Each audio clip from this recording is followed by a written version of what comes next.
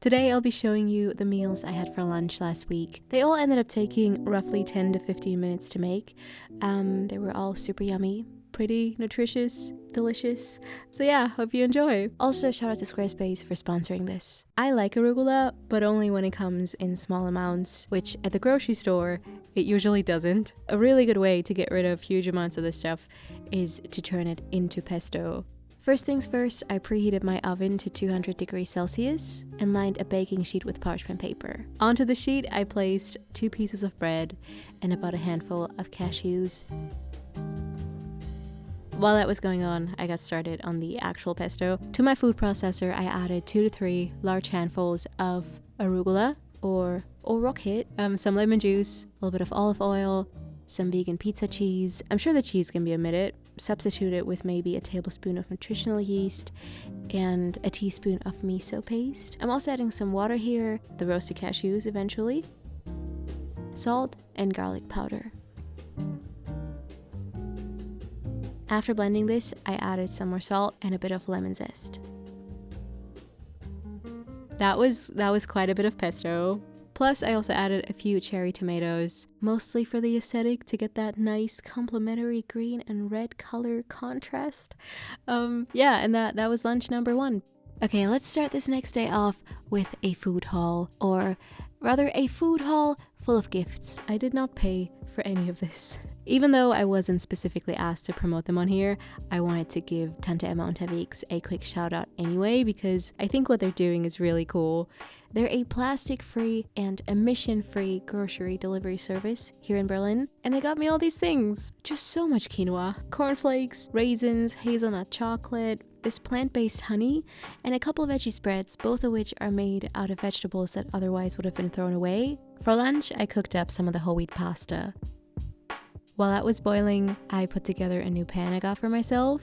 Let's welcome her to the channel. Say hi, everybody. I used it to saute some chopped mushrooms and spring onion first, letting that cook for about 8 minutes. Then I added some white wine to it, because I still had some open in my fridge from this recipe. Some soy sauce, mixed that in first, and then added the cooked pasta, some cherry tomatoes, and the rest of the arugula pesto I had saved from the day before. This is really good.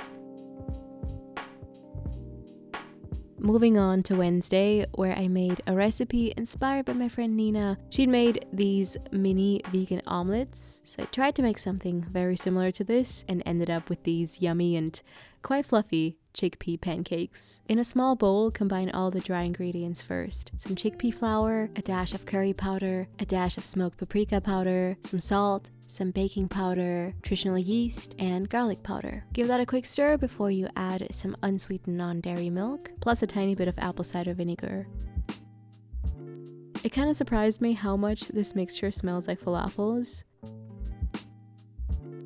I chopped up some spring onion here as well. Nina also suggests adding tomatoes or any other quick cooking vegetable you prefer. Peppers and mushrooms maybe. Bring a non-stick skillet with some oil to medium-high. About a heaping tablespoon of batter equals 1 pancake. Now sprinkle your spring onion on top or just add it to the batter directly but earlier. Cook the bites until golden brown for about 3 minutes on each side. You'll know to flip the pancakes once you can see small bubbles forming at the top. I actually took these with me to see Nina. We hung out at Chickpea Park. We'd planned on biking through the park as well, because it's a really fun route. It's one of my favorite places in Berlin. The park has many different areas to it. For instance, there's this abandoned amusement park from the 70s, I think. But as soon as I got there, one of my tires, my back tire, just stopped working.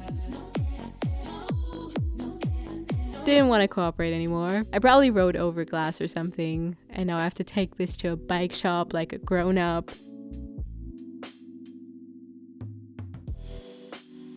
My week of lunches would not be complete without at least one sweet meal, so on Thursday I made some salted date and tahini oatmeal. In a small pot I combined some small cut oats, ground flax seeds, and a pinch of salt.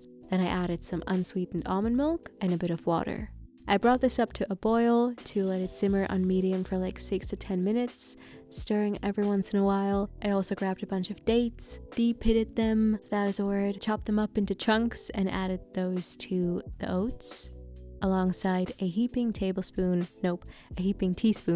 of tahini. I'm so glad I finally listened to you guys telling me to bring some proper tahini into my life. I got this from my local Arabic food store. It has the nicest consistency to it, and the flavor is definitely a lot more mild than the tahinis that I'm used to. Even though I have the dates in there, I still needed some more sweetness, which I got from some maple syrup and some green apple. Also sprinkled some sesame seeds on there. This was really yummy. Nina and I went to IKEA that morning. I was in desperate need of a proper computer workspace. I'm so happy with it. Having a desk and a chair. It's a completely different way of life.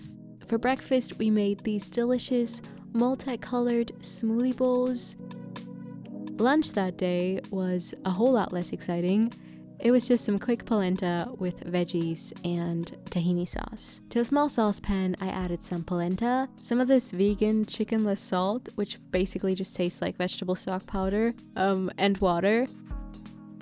I brought this up to a boil and let it simmer and cook on medium for about 5 minutes until cooked through.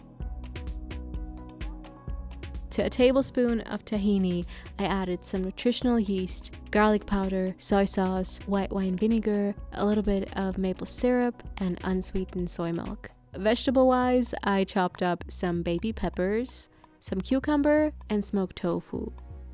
And then it was time to plate it all up. I finished this off with some fresh basil and lots of sriracha off screen. This is super yum.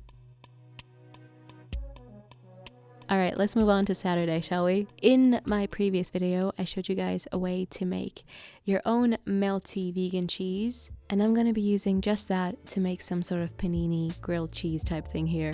The cheese sauce, super easy to make. First, you thoroughly combine some tapioca starch and water in a saucepan with the heat turned off. Then, once you've added and mixed in all the other ingredients, you can turn the heat to medium-high, bringing it up to a simmer. And then you just keep mixing until it has thickened up and it looks something like this. This time, I skipped the miso paste but added quite a bit of garlic powder instead. Set your cheese aside and grab a skillet, brush it with some oil, and bring the heat to medium. Add 1 piece of toast. Optionally, spread some dip or spread of choice on there. I went for this spinach and walnut pesto. I added some tomato slices, followed by spinach and the cheese. This looks appalling, doesn't it? Use a saucepan to kind of weigh it down and let it toast for about 2 to 3 minutes on each side or until dark golden brown. Might have lost some fake cheese along the way, but this was actually really yummy. Sunday afternoon, I used up some leftover rice to make this little sesame rice snack inspired by this comment.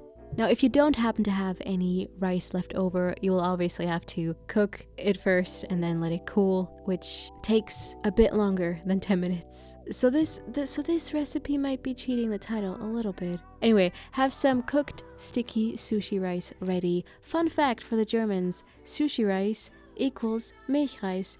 Das ist das Gleiche oder dasselbe. I chopped up half a block of smoked tofu into little cubes.